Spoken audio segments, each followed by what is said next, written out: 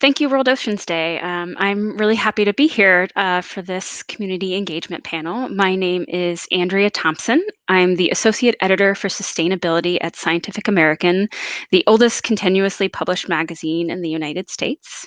I've studied earth science before I became a journalist, and I have been covering science and the environment for about 14 years. To kind of introduce our panel, we all know that the ocean is almost incomprehensibly vast. It covers 2/3 of the Earth's surface. Its enormity means it wields a planetary-size influence on the processes that shape life on Earth, from climate and weather to the distribution of the nutrients that fuel the food chain. That influence is also felt on the scale of every coastal community and coral reef. The same is true of the environmental ills plaguing the oceans. Ocean waters are rapidly warming as they absorb 90% of the excess heat from the atmosphere.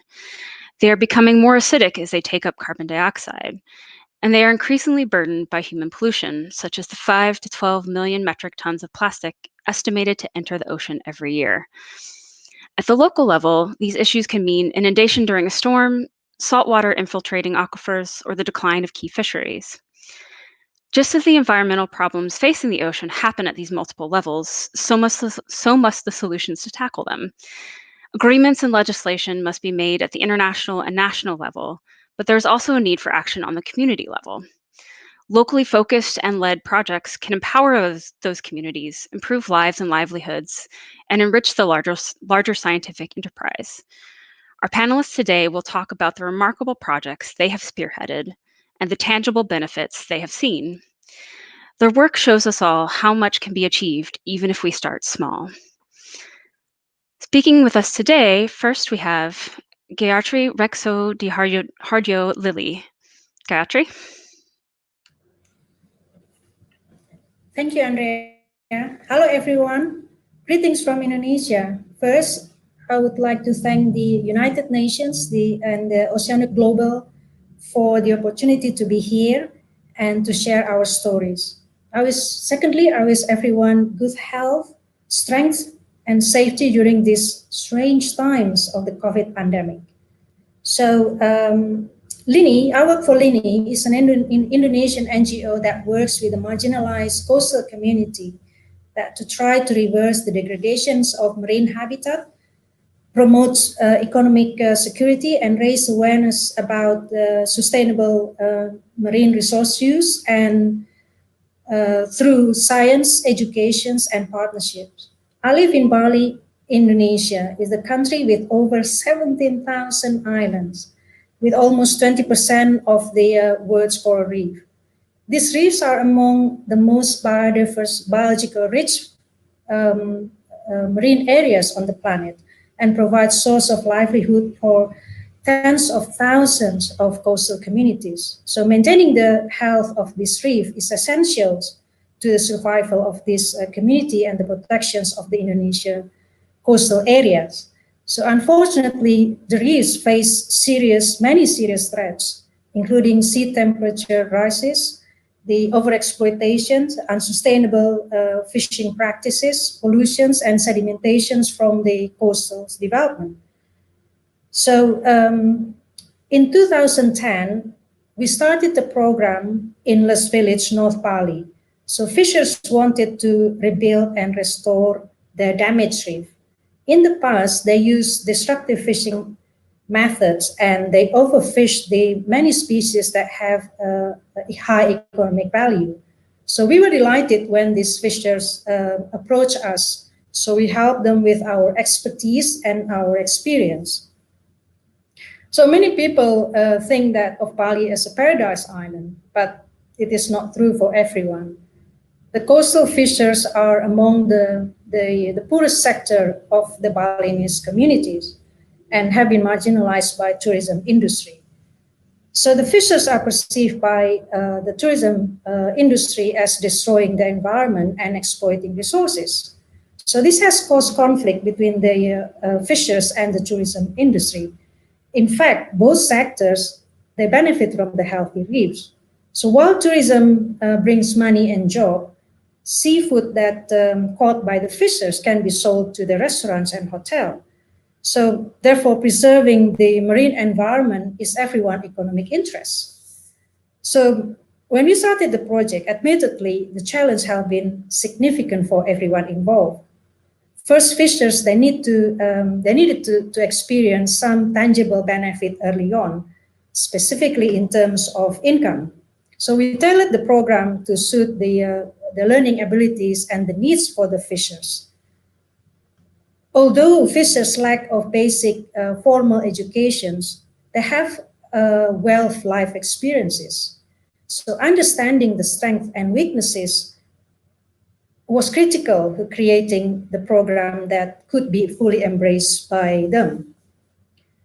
So how it works? So together with the fishers, we have planned, built, deployed, and monitored the artificial reef structures. So in less than 24 months, fish stock has increased significantly.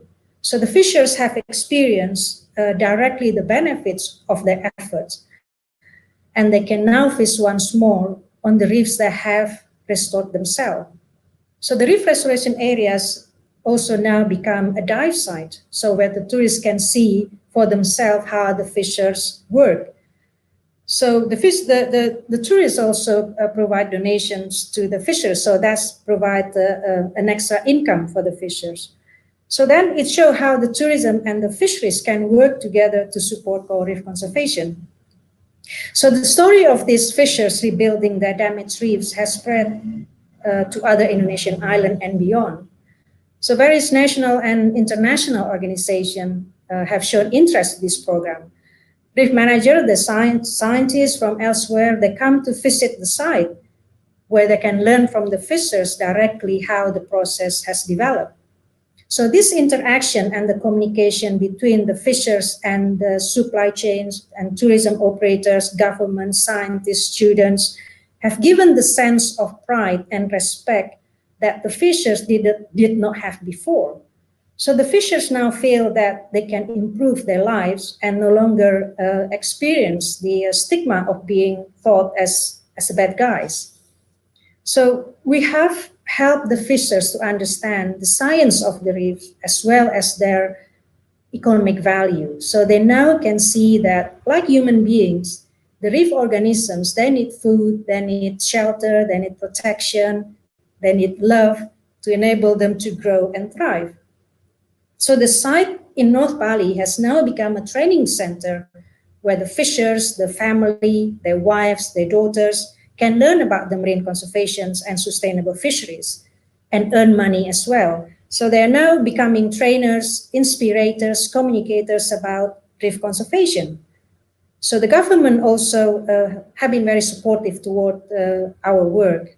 So this community-based approach to marine conservation has proved to be remarkably successful. So what we have learned at LINI is that given the opportunity to learn and be part of something new and having a real sense of resource ownership, this coastal community, the poor villagers, can play a significant role in changing their lives for the better. So we think that with the patience, time, and perseverance, things that at the beginning seems impossible can be made possible. Thank you. Thank you, Gayatri. Now we'll hear from Julia Dropkin. Awesome. Thank you so much. Well, 1 second. Gayatri, I really am inspired by your story, and so much of what we do is very much rooted in hearing from all voices. As coastal communities are experiencing more weather extremes, as we see 100-year events happening every 3 years, our planners and our engineers, the people who are in charge of decisions, are struggling to prioritize and target solutions. But they're relying on old numbers and statistical models, which means they're looking at climate change with maps and data visualizations instead of looking at climate change through the lens of experience, with real people and their stories at the center of the process. So I'm Julia Kumari-Dropkin. I'm the founder and CEO of Icy Change. And I spent more than a decade as a climate science reporter, seeing top-down technical solutions that failed to meet local needs. When governments struggle to engage residents in making solutions, it erodes public trust and it misses valuable insights. It ultimately is costing us all time, money, and frustration. That's why Icy Change, all our team, we redesigned the traditional engagement process. We have a mobile web and phone-based community dialogue platform that lets the public sector, engineers, and scientists collaborate with residents before, during, and after infrastructure and adaptation investments. We channel the knowledge and power of residents all around the world to share their climate stories via phone or computer. Residents all have real-time details that can critically help validate and improve infrastructure performance models and climate models, which help coastal communities address climate change causes and impacts. We have an approach where we can hear from the stakeholders that we hear from the least, but we need to hear from the most. They're the least likely to attend workshops or public meetings. Fishermen, they're out on their boats fishing, right? And in multi-million-dollar infrastructures and projects in New Orleans, Icy Change has been doing a lot of testing around flooding, and we quadrupled the amount of feedback and data collected from a traditional meeting or engagement process. And residents were documenting disruptive flooding that wasn't originally considered because it wasn't standing out in the flood models. And it led to 4 major design decisions across 2 infrastructure projects. These are multi-million-dollar infrastructure projects focused on resilience, and we actually have improved the resilience of the neighborhood with citizen-sourced stories and data. We've gone from a nice-to-have to a need-to-have, according to the engineers that we were working for, an international engineering firm. And by working with us, they learned the value of community voices in precise technical work.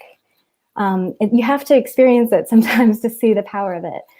Going forward, Icy Change, our partners will have access to real-time resident feedback and analysis alongside local sensor networks and weather data.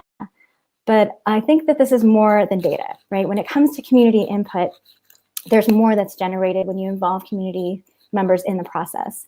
We're hearing from coastal cities and from engineering firms that we need more risk education to generate public trust around adaptation and infrastructure.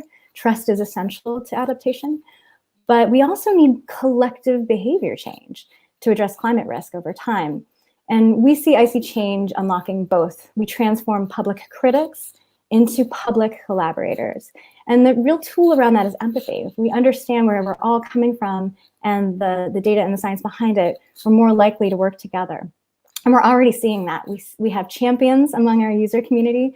In Ocean City, New Jersey, we have residents who document when flooding mitigation works, and then they're advocating for nearby towns to invest in it too. We also have a very flexible tool, and our community has used it in the past to monitor ocean and ecological trends. So one of my favorite stories is from 2016 when Icy Changers were posting about beached whales in the Northern California areas, and then in Southern California, people were posting about blue Velella jellies washing up on the beaches. These were unusual signs of warm water developing in the Pacific Ocean. It was nicknamed the blobs. A year later, that was the cover of National Geographic about how oceans were changing with regards to climate change. But our community was live reporting it in real time. And we were able to even connect it to other posts further inland in the US, in the Western US, tracking droughts and heat that were related to that phenomenon. So when oceans are changing, it's not just coastal communities, it's about all communities because it impacts communities further inland. Coastal communities are people who live every day by the coast, people who depend on the ocean for their livelihoods. And in many ways, they spend more time on the ocean than even the best oceanographers and researchers. So when it comes to ocean governance or community-based management needs, Icy Change can provide many opportunities for robust dialogue and creative collaborations. We host an engaged global community of people across 118 countries, and we map to several sustainable development goals. So we are considering ourselves like a city-to-city, business-to-business, neighbor-to-neighbor, ocean-to-ocean global movement that is seeing changes together and making them. And anyone in the audience can experience this. You can download the Icy Change Tracker app on iOS or on Android. We're available at icychange.org. And we're interested in dialogue with ocean leaders like you. Thank you, Julia. Now we'll hear from Asha DeVos. Hi, everybody. Welcome to Sri Lanka. I'm really excited to be on this panel. So particularly having heard, what Gayatri and Julia had to say, I love the theme of inclusivity that we have going on. And so here's my story. When I was 18, I told people that I wanted to be a marine biologist, and most Sri Lankans, which is where I'm from, looked a little confused. They asked me what I was going to do with my degree. They thought I wasn't going to come back and move back to Sri Lanka. They thought it wouldn't be useful. I mean, I come from a beautiful tropical island, but the issue is that historically our relationship with the ocean has been one of extraction rather than protection. And what the key thing is that to become a marine biologist, I had to leave Sri Lanka. And to date, you cannot become a marine biologist in the country. So I had no choice, but my intention was always to return and serve. There was no question about it. About 5 years later, in 2003, I encountered an aggregation of blue whales and a floating pile of whale poop, which it's going to sound really irrelevant, but it's not. It's absolutely significant to my story. This was off the southeast coast of Sri Lanka. And the reason it's significant is because that's the first time I realized that not all blue whales, do these long-range migrations to cold places to feed. These particular blue whales were feeding in these warm tropical waters. And at that point, I got super excited. I was very, very early in my career. I reached out to other scientists who'd been working in this space for a long time. And I said, look, would you be able to support and guide me to kind of kickstart the Sri Lankan Blue Whale project? And I was met with a lot of excitement. But the response was basically, that sounds amazing. Can you get us a research permit so we can come out and do the research? So this was my first experience with what I call parachute science, where scientists from the developing world come to our countries and do research with little investment in human capacity or infrastructure. And I soon realized that this was going to cripple conservation efforts because it's not a sustainable model. And through my career, I realized that this is actually a pretty big problem. So it took me 5 years to launch the Sri Lankan Blue Whale project. And I'm really glad that I stuck to my guns and sort of went with doing it myself, because it has allowed me to showcase to the world exactly what we locals in our own countries can actually achieve. In the end, 70% of our coastlines are in the developing world, and there's very little representation from that part of the world at the global marine conservation table. And blanket solutions don't work. Business as usual hasn't worked.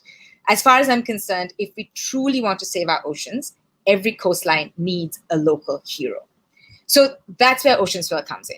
Sri Lanka's first marine conservation research and education nonprofit, with the tagline, Oceans for All, Forever.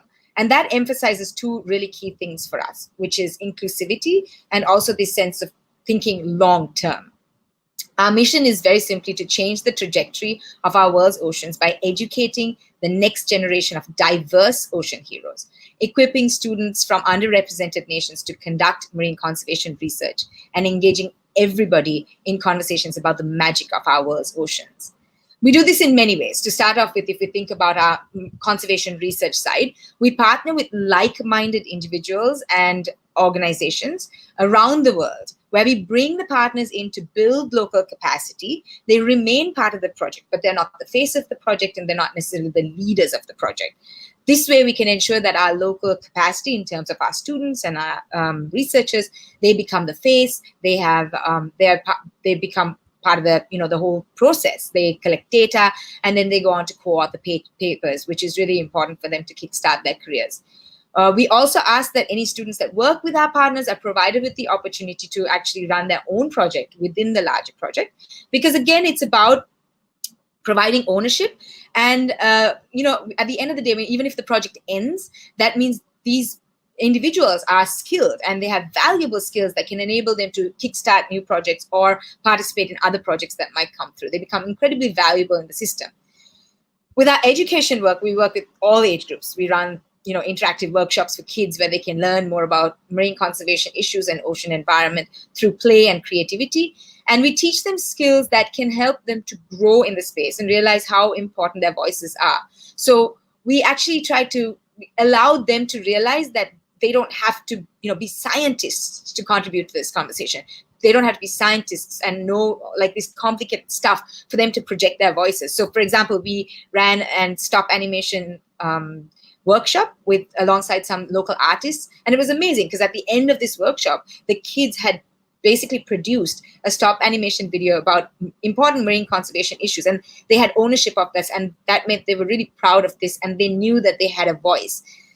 So that's super important. And then for university and early career researchers, we do things like conduct field courses, because really, in a country where you can't really be a marine biologist, engagement with the ocean is so limited that they don't get the opportunity to immerse themselves in this space. And that's such an important and powerful way to get people on board.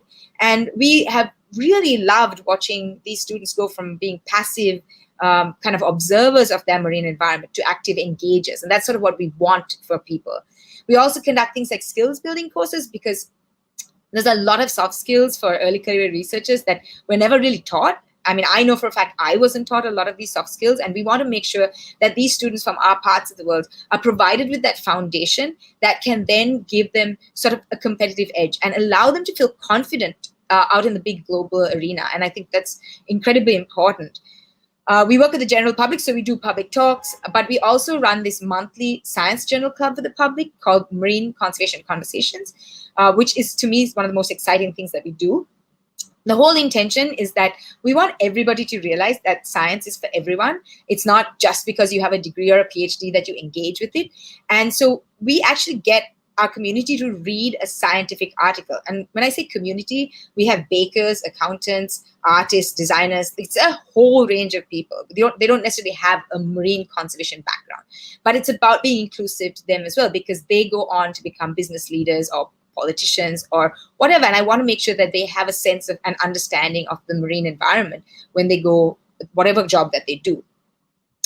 And then finally, we also work with our like local community members. Our research expeditions are definitely not possible without them. I mean, we work around the island, and on board, the people who drive our boats are local from that area. So they understand those areas. They understand what's going on in those spaces. They can tell us what's been happening historically. And that's so important to our work, to enhancing the answers that we come up with in terms of what we need for conservation for some of the species that we work with and stuff. So that's such an important part of what we do. And I think those local community members are such a key to our success. I mean, we even have a local whale watch operator, small scale whale watch operator, and we gave him a hydrophone and we said, look, listen, and when you start to hear the sperm whales come in, give us a shout, because then we can come in. So they're really our eyes and ears on the ground, and they're absolutely invaluable. And in terms of reaching larger audiences, we also do things online. So we just released through this Corona period, Tiny Desk Adventures, which allows us to tap into our immense network of amazing, passionate marine conservationists doing amazing, crazy things across the world, bringing them into the households of people who might never get to engage with these people, and allowing them to sort of believe what's possible for them as a result. And that's also been really fun and successful. So essentially, in all we do, our intention is to ensure that those who've been traditionally underrepresented are given a seat at the table as equal partners. And in the end, we want everyone to believe that they can be part of the solution and not just part of the problem. Thank you so much, Asha. Now we'll have our final panelist, Shanta Shamsunahar. Hello. This is really inspiring to hear all these stories, good stories that everyone shared. And thank you, Andrea, for giving me the opportunity. My name is Shanta Shamsunahar, and I'm from Bangladesh.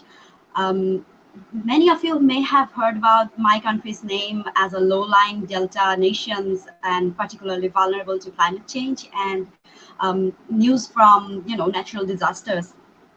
But Bangladesh is more than that, and today I'm really delighted to talk about the extraordinary marine biodiversity we have in our country and how we are balancing the marine conservation and productive fisheries here in Bangladesh.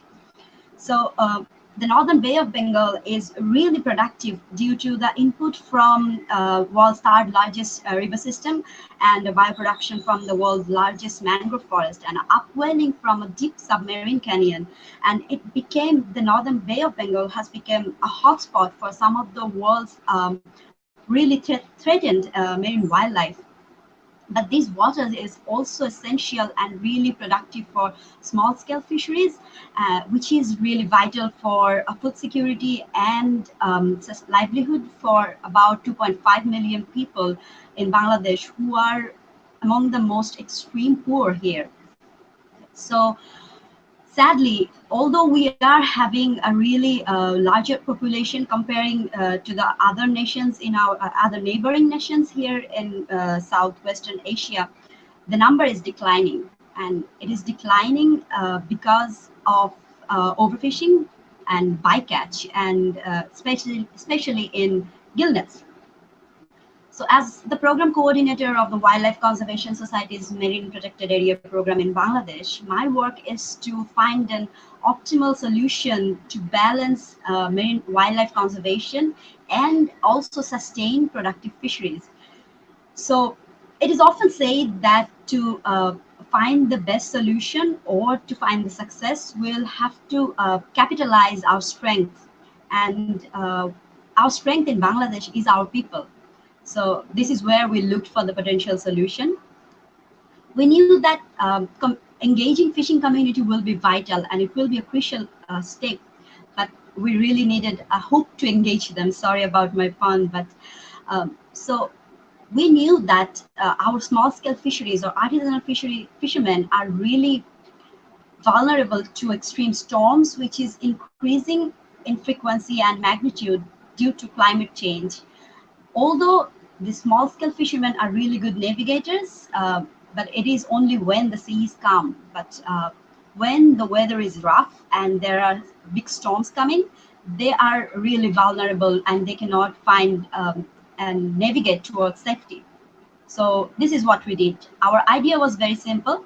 We created a network of gillnet fishermen, and we engaged them as ocean guardians. And as ocean guardians, their work was to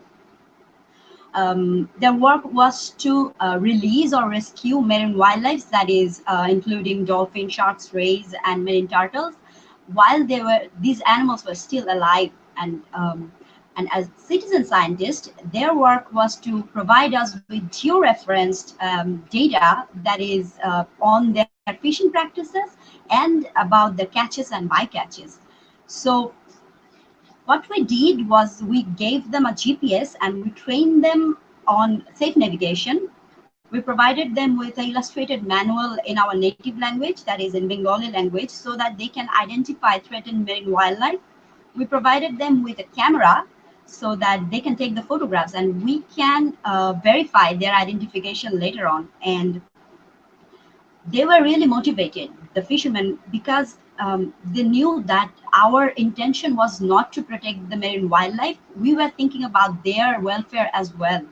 So this was a fair trade in our opinion. And what we did was they knew we were saving their, we were doing what we do because we want to save their lives, and in return they helped us to protect the marine wildlife.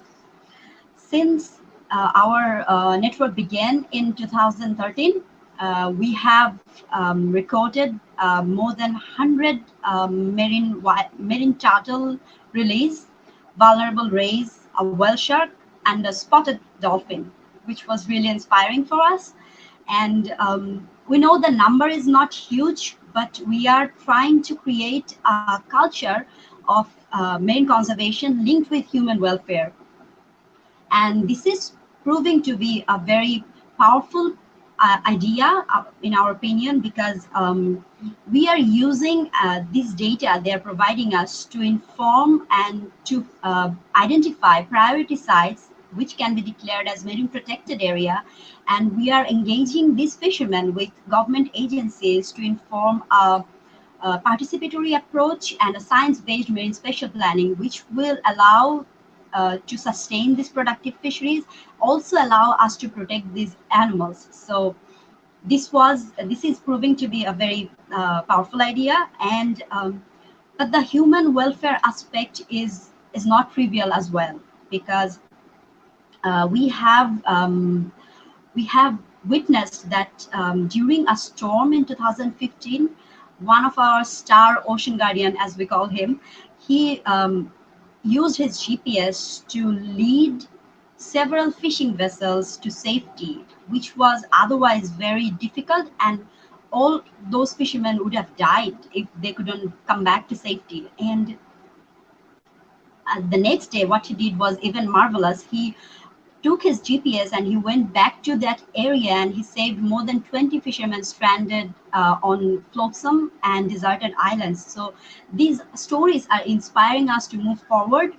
And in the Wildlife Conservation Society, we believe that optimal balance between marine conservation and meeting the fishery needs can be achieved if we use our coastal fishermen in the active conservation process.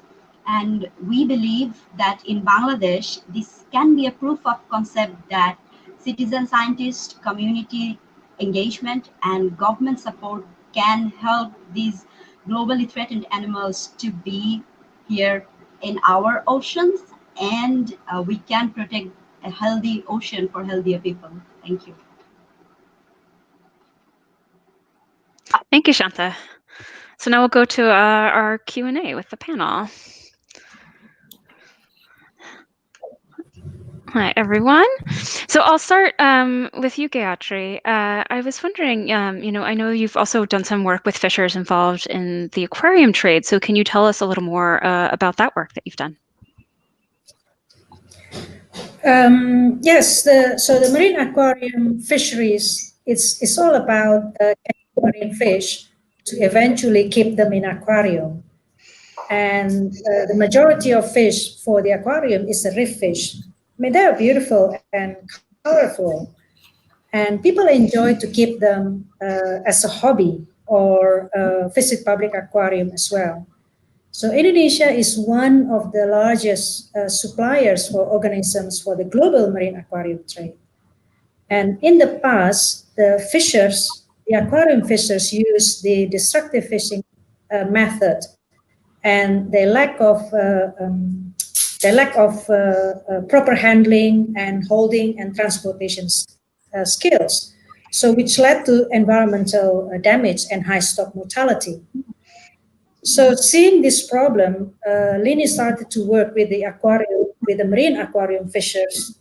That's in 2008.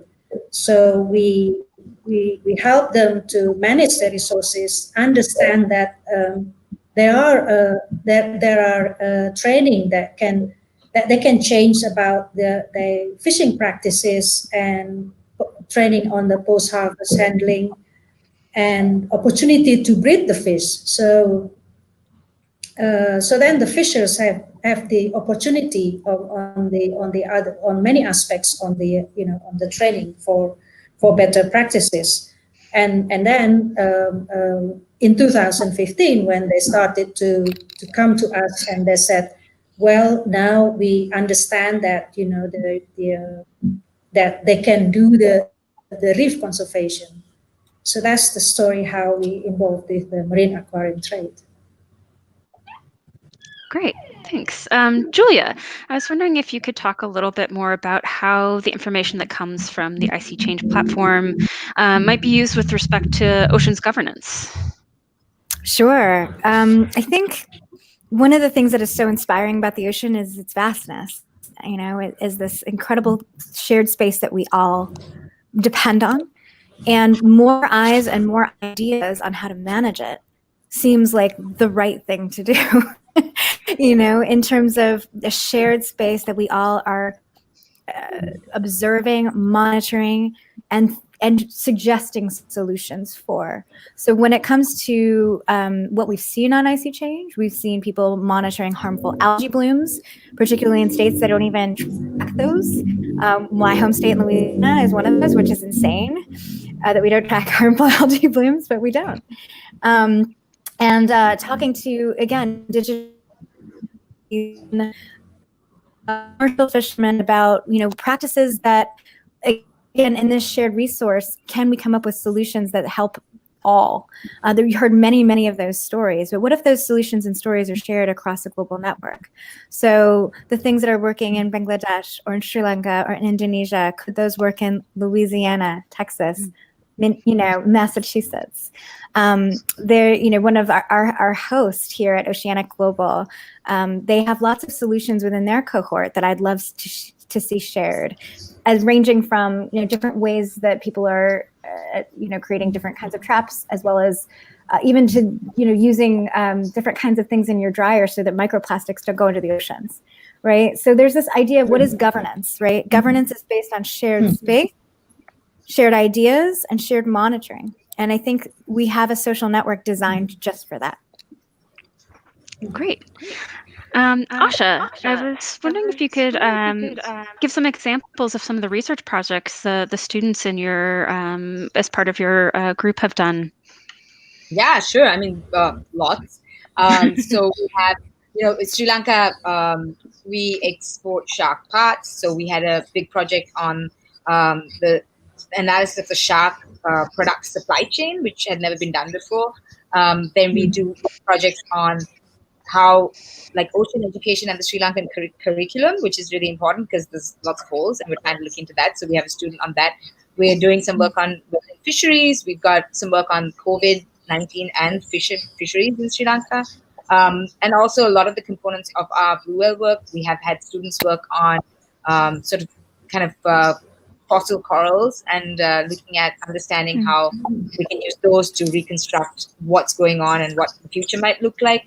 So a range of things, and that's really only possible because we're very open to having these partnerships that are very, and again, equal partnerships. So these people who come in and help to build the capacity of these students and provide these opportunities through us are very much on board with the fact that the students need to have their own skill set, and they're not just there to do the work, they're there to be actually part of the science and to actually grow in the process. And so it's been really, really great to watch that happen. And the cool part is some of these students then get absorbed by ocean swell. So that means we can provide them with like kind of the next steps, because opportunities are, they're few and far between still in Sri Lanka. So that's the kind of model we're trying to build out. It's like build their skills and then absorb them and then help them to build their own projects that can then allow them to move forward. Great. Shanta, can you talk a little bit about how, the model of what you did in Bangladesh might be able to be applied elsewhere or, globally?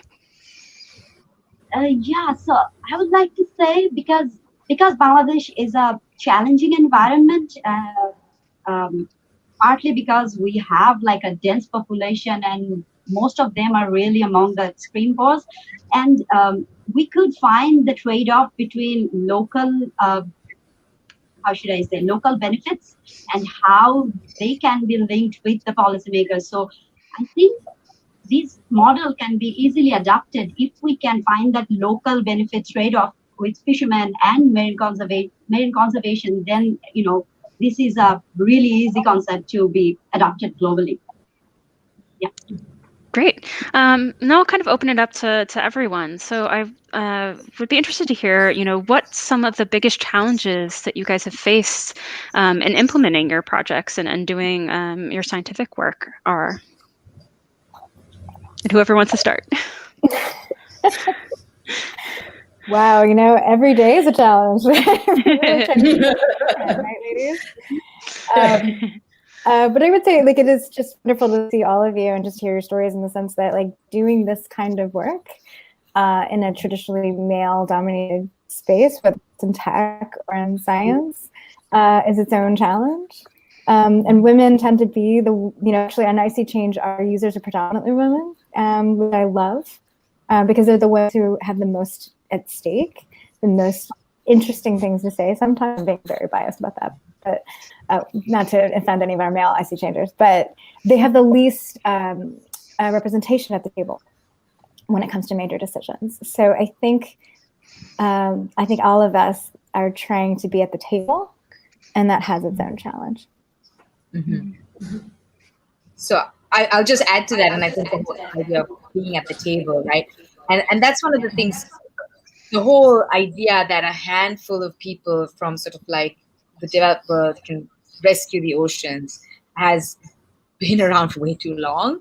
And I can see, like, I talk about it so much. Like, I mean, we've actually not even accepted money from funders because they've given us money and then tried to tell us how we should run the project. And while we're small organizations, and funding is one of the challenges. I'd probably want to put that out there. But we also have to make sure we're sticking to sort of like what we believe in. And so this whole idea that we're constantly trying to challenge that norm. It's like, be inclusive. Like, look at the kind of work that all the people in this panel are doing, right? It's only possible with being inclusive. And that everyone's creating local guardians, these local heroes that I talk about, that can protect these coastlines, that can be involved, that can therefore look after the other people along these coastlines. And I think that's something that I think the ice is thawing and people are slowly kind of coming to terms with the fact that that might be real. But there's still a lot of a lot of people who I guess are finding it more difficult to self-reflect and see how damaging that parachute science model is. So still work. I would like to add to Asha, because as she said, the financing is a problem, because when we started, the idea was, came really early, but in the very beginning, we had to wait for like 5 years to find a donor to even start the program. And yet we are facing problems to scale up the project. And that is one big challenge we're facing. And I would like to say that in Bangladesh, and maybe in the greater region, the regulations that we have here is mainly based on landing site data. So I would say that this the project is working really well because we are collecting and informing robust data sets that could, inform really policies that everyone would like to comply, even the fishermen. So, the challenges are there. Now the challenge will be to find the actual regulations that can, fishermen would like to comply, and we can make sure that our main wildlife population is thriving here. Yeah, those are the challenges I would like to say we're facing here. Well, I can add that to all the challenges. That's what the challenges that we face. We also face working with the coastal communities that the time needed to realize positive and visible changes. So working with the coastal community, it takes a long time to get everyone on board and and ensure that the work is self-sustaining. So unfortunately, we sometimes cannot allocate enough time because of constraint in funding, for instance. So working with the coastal community, what we're trying to do is to change the ways of thinking, living, attitude. So it takes time, and also having the lack of human resources. So finding a dedicated and committed people who are willing to listen to the coastal communities, listen to their desperations, their worries, their concern. That's not easy. The thing is, what this community face is real, and it's very immediate. So the two things that we find challenges that's the time and then lack of human resources, and of course, is a constraint in limited funding. Great. Now, we only have a couple minutes left, I think, but I'd love to hear, what gives you guys, maybe what experiences or things you have that give you hope that, not only local communities, but the larger world community can tackle some of these big environmental issues that are facing the oceans. So I can start off by saying the one thing that gives me hope and makes me believe that what we do is making change is that, when I started off, like I said, people didn't know what a marine biologist did and everyone was so puzzled. But today there's more students than ever before going into marine biology across the board. I mean, I mentor students from, whole of South Asia, Southeast Asia, so many from Sri Lanka. And like to see that emergence of people is like, to me, it feels incredibly fulfilling. And I think we can create change. Yeah, in Sri Lanka, like I'm half Sri Lankan. Most people don't swim. So like to even get there is a big deal. So props to that. Oh gosh, I didn't mean to put myself on the spot. Okay, forgive me. God, I think in this work, which is there's no one win. You have to find glimmers in the daily. Right? So on a daily basis, I log into Icy Change and I see something that I learn something from somewhere around the world, and that, as a climate science reporter, like to be surprised, to learn something new is a beautiful thing. Mm-hmm. When I see a solution shared, I get excited. When I see engineers say, "Oh my gosh, communities have data that I need," right? When I hear a city saying, "Oh yes, public trust, we're missing that. Please, let's work together to make it." So it is so hard to really achieve the structural change that we're seeking when it comes to making the oceans that they should be. Frankly, they're not in a good state. We have to take the wins every day. Yeah.